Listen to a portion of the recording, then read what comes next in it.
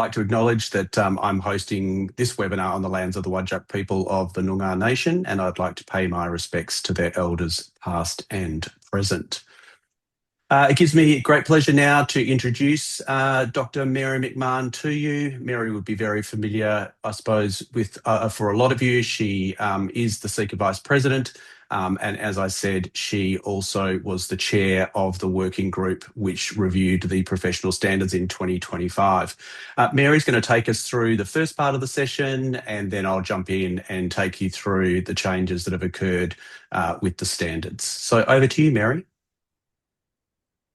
Thanks, David, and I'd like to start by acknowledging that I'm presenting today from the lands of the Turrbal and Yugara people, and I'd like to pay my respects to elders past, present and emerging. So basically, as David said, we're going to consider the revision of the professional standards and how that's working towards strengthening practice in Australia.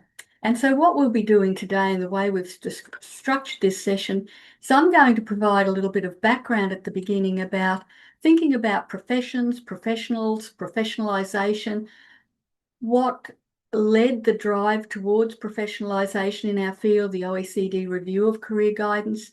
We'll think a bit about what professional standards are. We'll talk about how the review took place, what the process of the review was, and then the 2026 updates, how the revised professional standards are different from the previous iteration. So that's the plan, and as David said, I'll take you through the first part and then David will take you through the second part. So if we start with thinking about, well, what's a profession?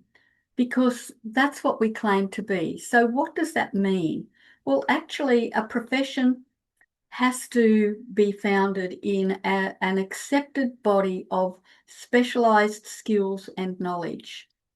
And that specialised skills and knowledge distinguishes one profession from another profession. So there are theories, research, practices, etc. in our field that are different from any other field that we might think is similar, like counselling or social work or psychology. We have a distinct body of skills and knowledge. So the people who work in our field adhere to those standards. They have that background of skills and knowledge, and those skills and knowledge is derived from a really extensive body of research, education and training at a high level. And so people in the profession apply those skills and knowledge in the service of others. So they're providing a public service to members of the public. So if that's what a profession is, then what is a professional? If we say, well, I'm a professional career development practitioner, what exactly does that mean? Well, obviously it means that I belong to a profession. But professions are guided by codes of ethics that sort of determine how we're expected to behave, the sorts of codes that drive our practice. We have, as part of our code of ethics, we have responsibility to ourselves, to our profession, to our clients, to the general public. And we commit to being competent in our field with that body of theory and practice, and we're providing a service to the public. And that service not only provides, is good for the individuals that we work with, but it also provides a more public good. And there's been lots written in the literature about the private good and the public good of career development. The private good is the benefits that individuals derive from it, but the public good is about the benefits, the wider benefits for families, for employers, for the broader community. Because we know that if a person becomes employed or they get a promotion or they engage in higher education, higher level of education, that they potentially will, that will influence their family situation, etc. Employers will have people who have the appropriate skills, and so that's all benefiting the community at large. And the other thing about professionals, is that they're accountable to the people that they serve and to society. And that accountability relates to the code of ethics and the professional standards that they work according to. So, where did all this drive to become a profession and become a professional come from? Well, before 2004, career guidance or career development was practiced in many, many countries, predominantly Western countries, but it was widely practiced. And in 2004, the OECD did a review of career development and career guidance and public policy across 14 different countries. And subsequently, there was another review conducted over more countries, and the conclusions were the same. The career guidance was weakly professionalised. So that means compared to professions like social work or psychology or teaching, career guidance just wasn't as strong as those professions. And why was that? It was because there was insufficient training, there was inappropriate training, people were coming into the field from all sorts of professions without necessarily having a body of skills and knowledge that was career guidance specific. And the OECD concluded that that would affect policymakers' attempts to get their lifelong learning policies and their labour market policies enacted. So basically, this was really a wake-up call for the field, not just in Australia, but internationally, to do something. And that something is professionalisation. How did we, I guess, become more professional? What did we need to put in place so we could truly say that we were a profession? And so that's been an ongoing process in our field now for many, many years, since 2000, since 2004, 2003, the early 2000s.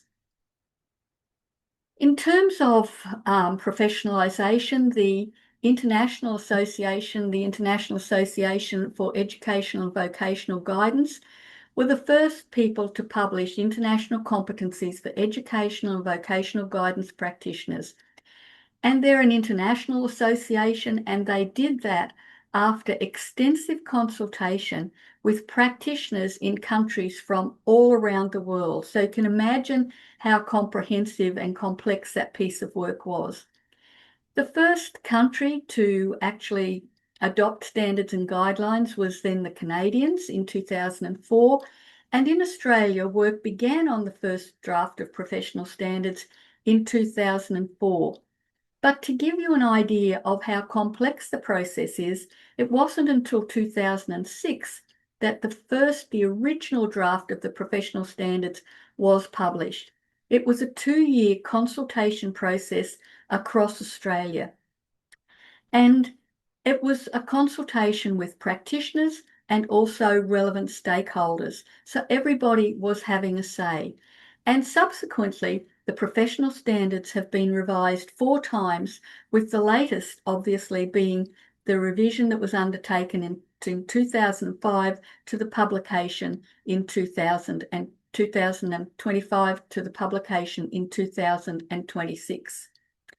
So what do professional standards do actually? Like, why do we need them? What does it actually do for us? Well, actually, it says something about who we are, who belongs, what sorts of skills and knowledge do we have. It means that once we know what skills and knowledge we have, we can say, okay, so practitioner training needs to address this. It needs to provide these skills and knowledge. So it helps to guide practitioner entry into the field. It means that you can't just be working in a field and say, I think I'll be a career practitioner, and try to get membership of a professional association. They're going to look at what your qualifications are.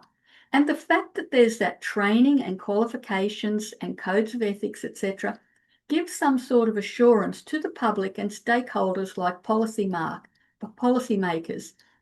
And so it really establishes a benchmark that enables us to be assessed or evaluated or judged by our peers. And because we know that the context changes all the time, we know that the world changes, we're expected to update our skills and knowledge continually, because we get that initial qualification, but in no time at all, some of that knowledge and skills need to be updated. So to be a professional, we need to continue learning throughout our career. And what the standards also do is create an agreed terminology for the field. And this was quite important in Australia in the first iteration of the standards, because in Australia we're influenced by the tradition of the UK, which uses the terms careers guidance, and we're influenced by a literature that predominantly comes out of the US, which uses the term career development. So what were we going to use in Australia, where we commonly use both? The initial consultation asked the practitioners and stakeholders, and the practitioners and stakeholders in the initial consultation decided that the terminology for our field in Australia would be career development. And so that's why we have the professional standards for Australian career development practitioners, not guidance practitioners, although the terms are both umbrella terms meaning virtually the same thing, and both terms are still used in Australia. So what's contained in professional standards was basically terminology, because the terminology that's used on a day-to-day basis. It determines who's a member of the profession because of the qualifications. It determines the ethical practice of the members of the association, because the code of ethics is embedded in the professional standards. It determines the entry-level qualifications for people training to come into the field. It specifies how much continuing professional development we should do. And of course, it has the competency guidelines. What are the skills and knowledge that career practitioners need to be able to effectively engage in their practice? And these competency guidelines obviously influence the training providers who provide the courses that give people the qualifications they need to enter the field. So CICA is the peak body for the career industry in Australia. And CICA has 10 member associations from different constituencies around Australia. So some are state-based organisations, some are national organisations, but CICA ensures that the membership requirements of those member associations align with the professional standards. And it collaborates with the member associations, because when it revises the professional standards to ensure they remain current and relevant, and also, and importantly, that they reflect international best practice, they consult with the member associations. The member associations are involved. So what are the member associations' responsibility to CICA? Well, CICA, actually, the member associations apply and monitor the standards in terms of who joins the associations, the qualifications required to join the association, in terms of the amount of professional development those associations members are required to do. One of the things that the standards do is that the member associations, their code of ethics, their membership requirements have to reflect the professional standards, and they can't reduce them. They can increase them. For example, the CICA professional standards say we need 15 hours of professional development. So one of the member associations can't say, oh, well, 10 will be enough for us. They can have more, but not less. And so the member associations, if they're making change to their memberships, etc., they have to make sure it aligns with the standards, but also let CICA know. So basically, professional standards are living documents, because times change. And standards need to change with the times. And so, as you saw earlier, and what I said earlier, the standards have been reviewed 4 times since their initial publication in 2006. And that's really necessary to maintain their relevance, that they're current, and that they're reflecting international best practice and the quality that we want in the field, that they're not outdated. So basically, standards aren't just, oh, we've got them now, let's put our feet up and relax. They have to be revised. So what prompted the revision that began in 2025? Well, basically, we know that we're living in very rapidly changing times. Digital transformation is happening at a fast rate of knots across all sectors of the economy and the community, but including education, employment, and workforce systems that are highly relevant to us and the locations in which we work and the nature of work that we do. We know that artificial intelligence and generative AI tools are just being used much more widely, and they're being used in career development as well. And there's increased expectations across most countries around the world about equity, inclusion, accessibility, and quality assurance. Employers and policymakers want to know who is doing this work and what their qualifications are and what the evidence base is. So we need to continually update the standards. So it was a really big job, I can say. We met regularly across most of 2025 to develop the professional standards that we have now. And the process of the review was that in April 2025, CICA called for expressions of interest from membership of the CICA member associations to form a working group. And these people, the working group, began meeting in May 2025, and the working group also had an international expert in both professional standards and AI, digital technology, etc., to provide input and ensure that not only are our standards current, but that they reflected international best practice. The CICA Council, so that's those 10 member associations who meet regularly through the year, ratified the new version on 11th of December in 2025, and the new version was published on the 26th of February. So it was a very lengthy piece of work. It was a very involved piece of work, and the document that you've got now, the revised professional standards, is the outcome. So at this point, I will hand over to David, and he'll talk about what's new in the professional standards. Thank you very much, Mary. Thanks for setting the tone. I think it's a really important I'm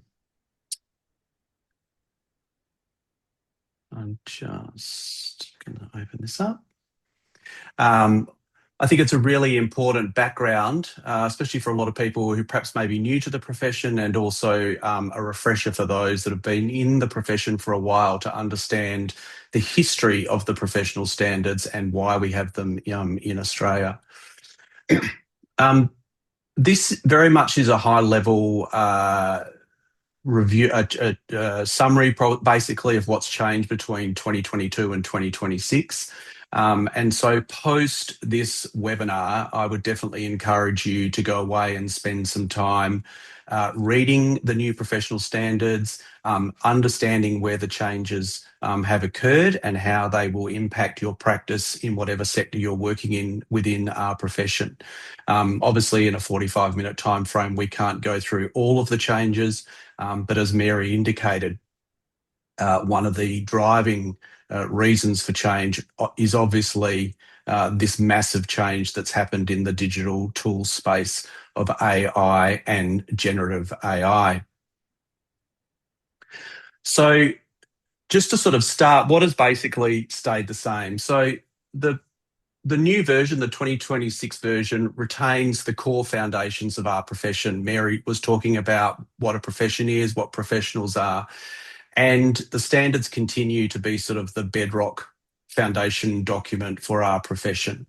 That we know that career development practitioners are continuing to work across very diverse settings. We are seeing those settings start to increase as well. So we are seeing professional career development practitioners working in new niche and emerging areas as well. But in those core areas of schools and tertiary education, employment services, community organisations, through government, sport, business and private practice, we see professional career practitioners working. The two practitioner levels remain the same. So we have the associate career development practitioners and associate career development practitioners. So those two systems have not changed in the standards. As Mary indicated, they continue to define what the entry-level qualifications are for our profession. As Mary indicated, they outline the base level CPD. So in the standards, it's 15 hours, but your association may have more. We do know that some of the associations have a greater level requirement of CPD than the 15. A code of ethics and core and specialised competencies. And as Mary indicated, CICA remains the national peak body with our 10 member associations responsible for applying and monitoring the standards.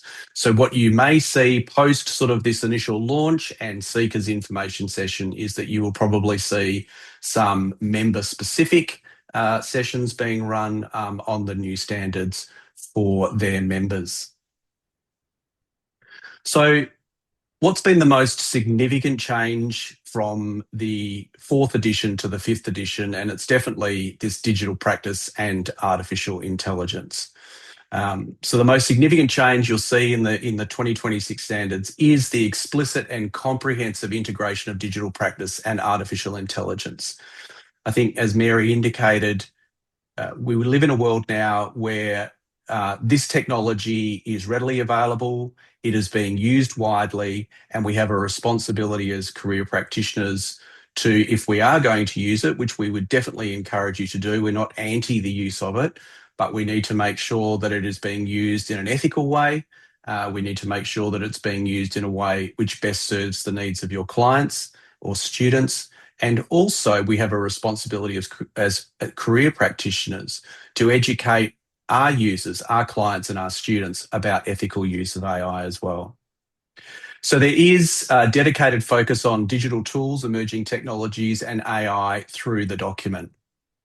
The working group spent a lot of time debating what we would actually call this change in technology. We were cognizant of the fact that artificial intelligence has been around for a very long time, since the 70s actually, but there's been an explosion in the use of generative AI. And for a lot of people, there is confusion around generative AI and what artificial intelligence is. So we did settle on the term of digital tools, which was all encompassing. There is explicit recognition in the standards of generative AI tools and their growing use in career development practice. There are clear expectations now in the professional standards that practitioners must critically evaluate digital and AI-powered tools. They must understand the limitations, bias, accuracy, and ethical risks. They must maintain professional judgment and human-centred practice. And I think that was a really important point for the working group in revising these standards, was that we needed to make sure that the profession remained human-centred. So the use of technology and the use of these tools helps us in our practice, but it is very, very important that we don't give away our skills and our experience to AI. And we must, as a profession, undertake appropriate training to use these tools responsibly. In our 2024 workforce national workforce data survey, it came across very, very strongly from those that participated that there was a lack of good understanding of the use of generative AI and artificial intelligence. I don't think we can put our heads in the sand and pretend it's not happening. I think we need to learn about it. We need to be able to use it effectively. And if it is used effectively and it is used ethically, then it can actually allow us to undertake our roles as career practitioners in a far more effective way for the people that we're working with.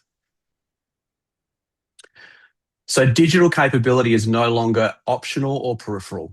It's now embedded as a core element of professional competence.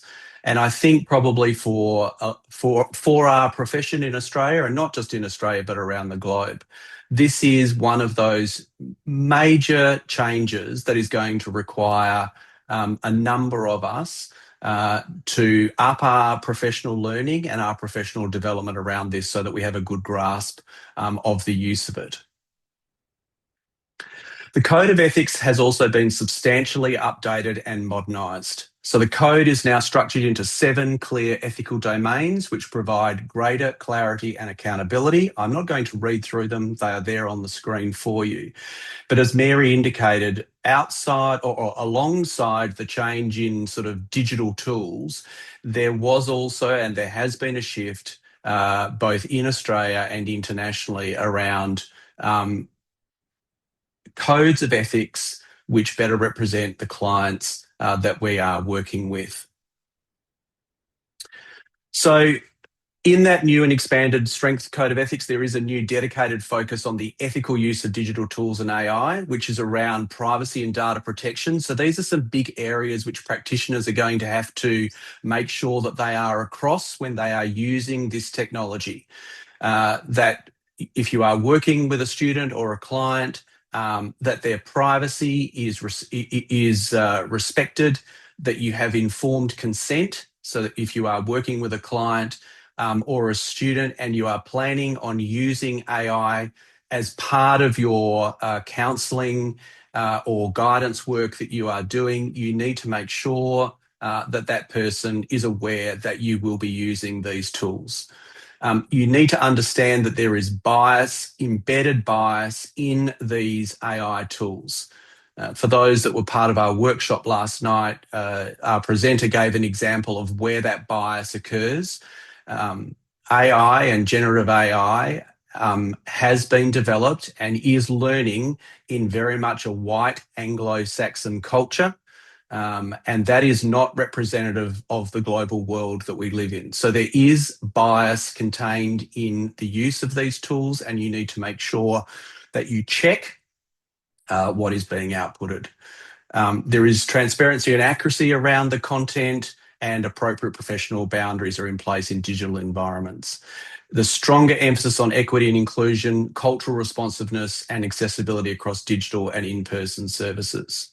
So the updated Code of Ethics provides clearer guidance for ethical decision-making in both traditional and technologically enabled practice, where we are seeing a lot of practitioners move to in our profession.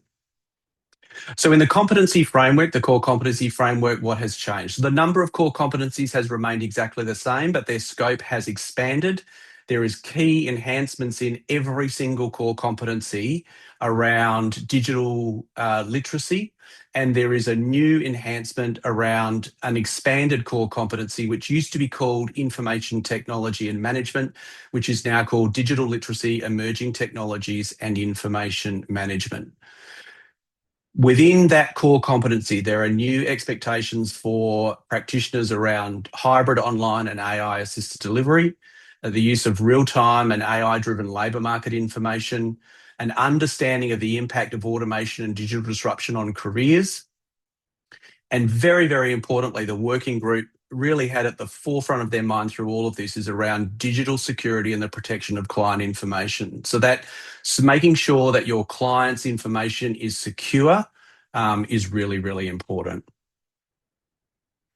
The core competency, diversity, inclusion, whilst the title has not changed, it has definitely been broadened explicitly to include digital exclusion and the digital divide. We know that the use of these tools is disruptive and in some ways discriminatory against portions of society. Low socioeconomic don't have access to these particular tools. And so we need to make sure that the accessibility of online platforms and tools is done so in an inclusive way. There is inclusive digital design and alternative delivery models, and there is advocacy for more equitable access, particularly for regional, rural, and marginalised communities. So in the use of AI, we need to make sure that, or the use of digital tools, that there is equity in the use of those. As Mary said, the continuing professional development remains unchanged, but the expectations around continuing professional development have evolved. In the new version, CPD is positioned as a strategic and future-focused requirement, not just simply compliance-based. And so in designing or developing your professional learning for the year, you need to view that very much as being something that you are taking from a strategic, future-focused point of view to ensure that the roles that we play as practitioners continues to remain important and essential, which is something that CICA continues to advocate for both at a national and state and territory level. There is strong encouragement for CPD to include digital literacy and ethical AI use around emerging labour market trends and new service delivery models. And there is now far more explicit and clearer responsibilities for both practitioners and member associations in the recording, validating and supporting continuing professional development. So what does this actually mean for you as practitioners, and what does it mean for stakeholders, for people that engage with our profession, that are looking to employ practitioners to work in their own sectors and industries? So the 2026 version of the standard sets very clear and much clearer expectations for contemporary, ethical and high quality practice. They strengthen public trust in career development services. They support your confidence in navigating digital and AI-enabled environments. They underpin the register for professional career development practitioners. The standards provide a robust framework for training providers, for employers and for policymakers. And most importantly, they align the professional standards with the international best practice. I think it would be fair to say that CICA in this particular space has led globally in professional standards.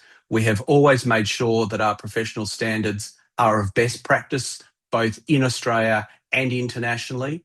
And we know after the launch last week of the standards that we have been contacted by a number of international organisations, not only to congratulate CICA on the new version, but to also seek permission to be able to use these standards in any updates that they may be doing moving forward. So that's a great testament to Mary, who chaired the group, and also to the working group for the work that they did with those new version of the standards. So in summary, they don't change the purpose of career development practice. They modernise how that purpose is actually achieved.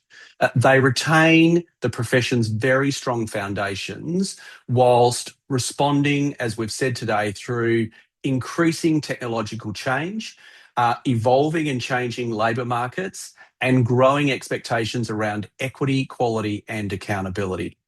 And the result of it is a much clearer, future-ready framework and set of standards that supports you as practitioners, that it protects our clients and our students, the people that we're working with and the people that we're providing guidance services to.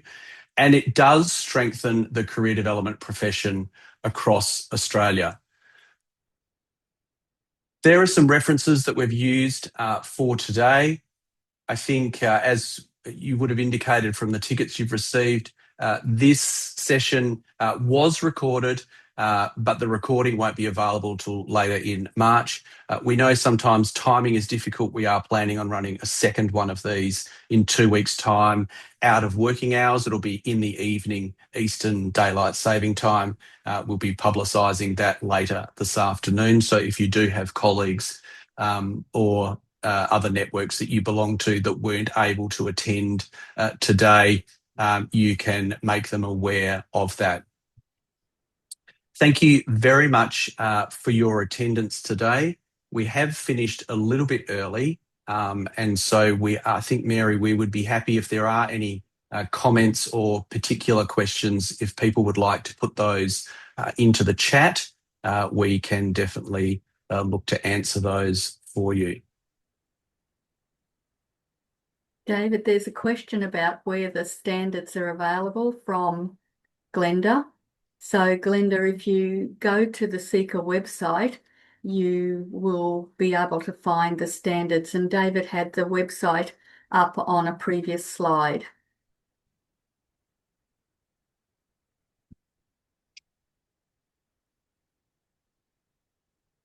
So yeah, just to add from what Mary just said, so if you go to the CICA website, which is cica.org.au, across the top of the homepage, there's a standards tab.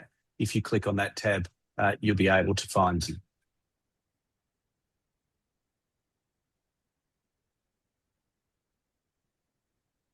So Lisa, we're currently running a 3-part workshop on the use of AI, which sold out fairly quickly.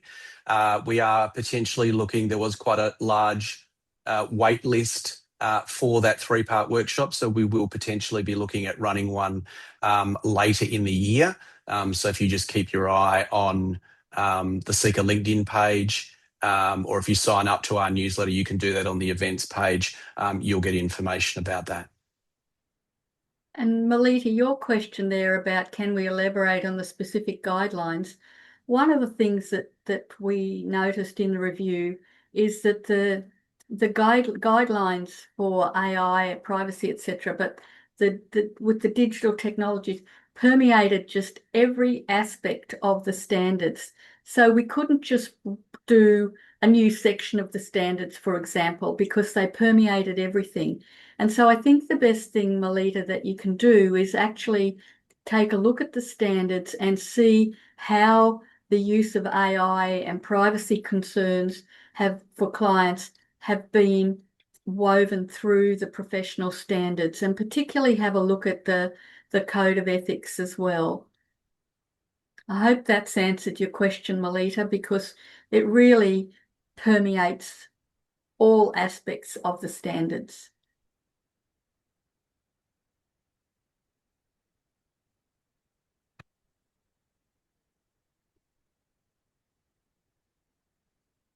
So Bree is asking, what is the suggested way to find the bias and ethics of particular AI tools, particularly those tools endorsed by CICA, i.e. career tools? So CICA doesn't actually endorse any career tools, Bree.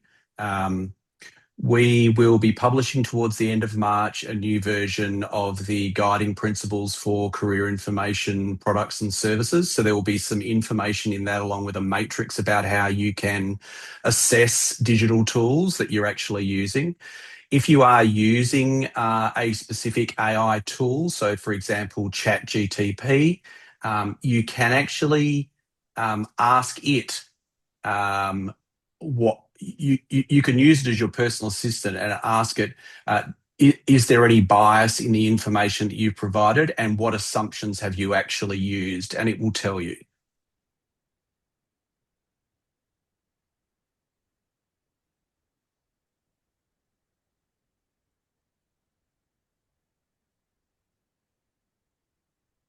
And Rajiv's got a question there. Can we join any professional membership or the one available in your state, e.g. CDAA?